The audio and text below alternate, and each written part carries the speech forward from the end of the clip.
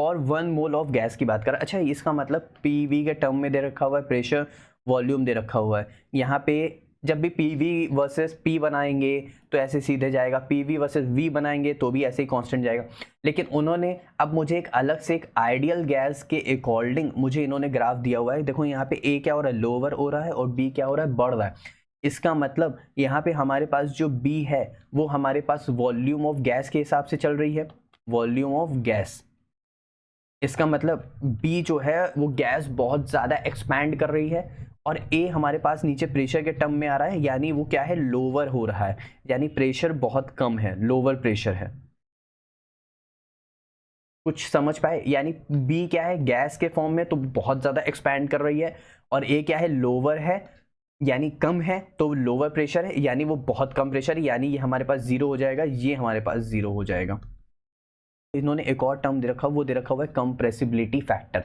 Compressibility factor हमारे पास ये P V is equal to N R T होता है। इसमें क्या करो, तुम इसको नीचे ले लो, P V by N R T is equal to Z. अब ये जो जेड है यही हमारे पास कंप्रेसिबिलिटी फैक्टर में आता है, और मैं बताता हूँ। कंप्रेसिबिलिटी फैक्टर जो होता है वो रियल गैस जो होती है उसमें वो आइडियल गैस को नहीं मानती है, मतलब उसको फॉलो नहीं करती है। कैसे, यहाँ पे ध्यान दो, अब तुम यहाँ पे ध्यान दो।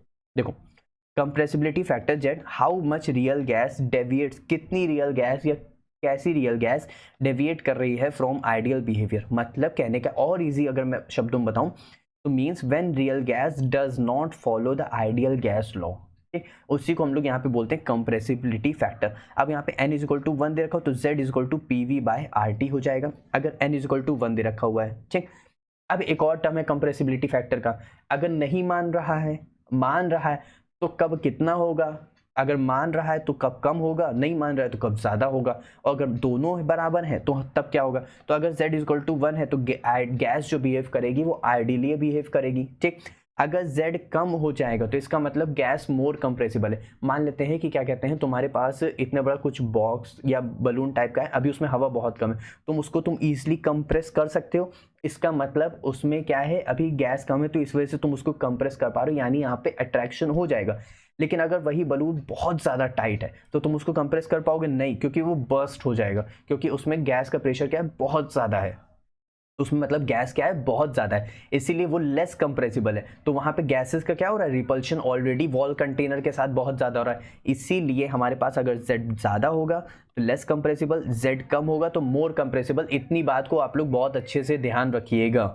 तो यहाँ से वॉन्डर वॉल इक्वेशन क्या बनेगी, तो वॉन्डर वॉल इक्वेशन बनेगी क्या, वॉन्डर वॉल इक्वेशन होती क्या है, वो हमारे पास होती है, देखो p plus A by V का स्क्वायर, एक a के साथ होता है, ऐसे ही v माइनस वी के साथ होता है, is equal to R T. बस इतना होता है हमारे पास। यानी देखो P V is equal to N R T होता है। ठीक, n हमारे पास नंबर ऑफ मोल 1 है तो p के साथ चला जाता है p plus A by V square चला जाता है, और जो v के साथ आ जाता है v माइनस वी आ जाता है, बस। यानी a और b के टर्म में हमारे पास यहाँ से रहेंगे। अब a और b जो हमारे पास जो एक्सपोनेंट जो दिए हुए हैं, ये हमारे पास जो a है वो बताता है हमारे पास हमेशा के लिए अट्रैक्टिव फोर्स, और b मैंने अभी आप लोग को ऊपर में बता रहा था, क्या था, कितना गैस वॉल्यूम जो होता है एक्सपैंड करता है, तो volume of a gas molecule की बात करते हैं। ठीक, अब कुछ नहीं करना है, अब इसको एक काम करो, इसके साथ मल्टीप्लाई कर दो, फिर इसको इसके साथ मल्टीप्लाई कर दो, फिर इसको इसके साथ मल्टीप्लाई कर दो, फिर इसको इसके साथ मल्टीप्लाई कर दो। तो यहाँ से हमारे पास पीवी हो गया, पीवी हो गया, फिर हमारे पास पीबी हो गया, पीबी हो गया। ठीक, यहाँ से ए वी वी स्क्वायर हो जाएगा, ए वी वी स्क्वायर हो गया, फिर हमारे पास ए बी वी स्क्वायर हो जाएगा, फिर ए बी बी स्क्वायर हो जाएगा, और अपॉन में आर टी हो जाएगा।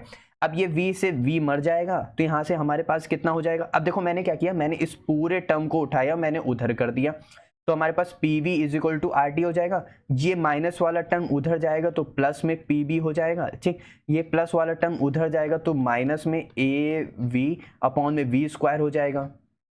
इतनी बात कुछ समझ पा रहे हो।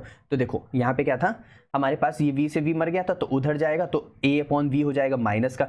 अब मैंने ये टर्म नहीं लिखा है, ये मैंने टर्म क्यों नहीं लिखा है, क्योंकि मैंने अभी तुम लोग क्या बताया, ये b upon V square, b वाला टर्म क्या है हमारे पास, वॉल्यूम ऑफ अ गैस। और तुम लोग ने देखा है जो हमारे पास जो ग्राफ बन रहा है वो इस तरह बन रहा है, एक कांस्टेंट ऐसे जा रहा है, यानी जो b है वो गैस बहुत ज़्यादा एक्सपैंड कर रही है, गैस बहुत ज़्यादा एक्सपैंड कर रही है, तो हम इसको मान लेते हैं कि वहाँ पे वो नेगलेक्ट जीरो हो रहा है, और पहली बात एट लो प्रेशर पे हो रहा है, तो the volume is very large, so gas expands a lot, so becomes very small close to zero.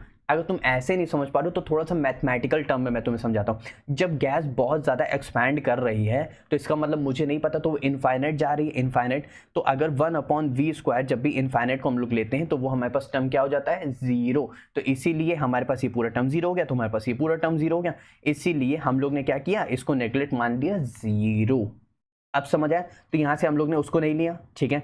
अब यहाँ पे हमारे पास क्या हो जाएगा, हम लोग ने क्या किया, डिवाइड कर दिया आरटी को बोथ साइड, यानी इधर भी और इधर भी हम लोग ने आरटी को डिवाइड किया। इक्वेशन नंबर वन क्या थी हमारे पास, ये वाली, ठीक। आरटी से डिवाइड करो, यहाँ पे आरटी, यहाँ पे आरटी, यहाँ पे आरटी, और यहाँ पे हमारे पास आरटी, ठीक। तो ये हमारे पास 1 हो जाएगा, ठीक। तो ये हमारे पास P, अब इसको मैं क्या लिख सकता हूँ, PV इज इक्वल टू, वापस से मैं RT लिख सकता हूँ, ठीक। या फिर मैं काम करता हूँ, मैं इसको नीचे ही रहने देता हूँ ताकि तुमको और भी ज़्यादा क्लियर हो। ये तो अभी हम लोग ने देखा Z है, इसका मतलब मैं Z is equal to PV upon RT plus PB upon RT minus का AV अपॉन RT। अब यहाँ से एक बात बताओ, PB अपॉन RT को मैं क्या लिख सकता हूँ भाई, स्मॉल प्रेशर की बात करो ना, एट लो प्रेशर की बात करो, यानी ये टर्म भी हमारे पास क्या हो जाएगा, जीरो हो जाएगा। तो हमारे पास यहाँ से इक्वेशन क्या बन जाएगी, यहाँ पे ध्यान दो, इस तरह, ये पूरा PV, ये हमारे पास वो 1 हो गया RT by RT plus PB upon RT minus का A RT अपॉन V, ठीक है। एट लो प्रेशर की बात कर रहे हैं तो ये हमारे पास बहुत स्मॉल है, तो ये हमारे पास जीरो हो गया। अब ये हमारे पास जब जीरो हो गया तो 1 माइनस A अपॉन RTV, तो हमको जो इक्वेशन फाइनली चाहिए थी वो तो हमको मिल गई। अब ये देखो इक्वेशन किसके साथ मैच कर रही है क्वेश्चन में, ये इक्वेशन में मैच कर रही है A प्लस, नहीं प्लस वाला तो नहीं है, B बाय V भी नहीं है, B माइनस V भी नहीं, यानी हमारे पास 1 माइनस का A RT बाय V हमारे पास क्या हो जाएगा, करेक्ट हो जाएगा। पक्का अच्छे समझ आए? तो बिल्कुल भी टफ नहीं था, बस खाली हमें वॉन्डर वॉल इक्वेशन थोड़ी सी पता होनी चाहिए थी जो कि आइडल गैस फॉर्म में, और दूसरी बात हमें यहाँ से क्या कहते हैं, कंप्रेसिबिलिटी फैक्टर पता होना चाहिए था, जिससे Z के जरिए हम रिलेट कर पाते। तो यहाँ पे हमारे पास क्या है, वो 1 माइनस में चल रहा है, यानी कम चल रहा है, तो Z हमारे पास क्या है, 1 से कम है, इसका मतलब गैस यहाँ पे क्या है, मोर कंप्रेसिबल है, यानी यहाँ पे क्या होगा, अट्रैक्शन डोमिनेट करेगा। पक्का?